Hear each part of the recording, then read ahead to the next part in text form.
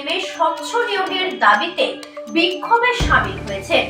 শিয়ালদা থেকে ধর্মতলা পর্যন্ত মহা মিছিল করে তারা 50,000 পদে দ্রুত নিয়োগের বিজ্ঞপ্তি প্রকাশের দাবি তুলেছেন। প্রতিবাদে সামিল হয়েছেন বিশেষভাবে সক্ষম চাকরি প্রার্থীরাও।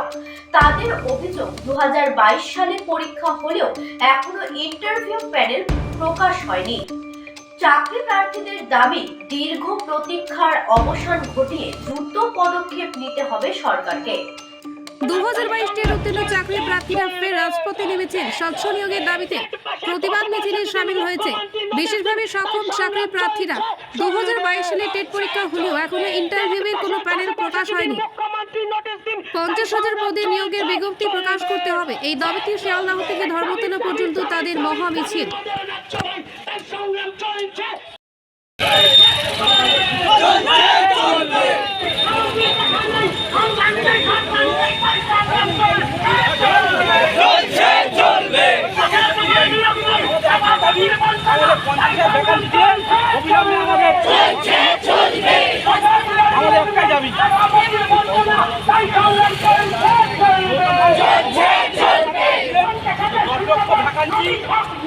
আমাদের রাজ্যে চাকরি প্রার্থীর জন্য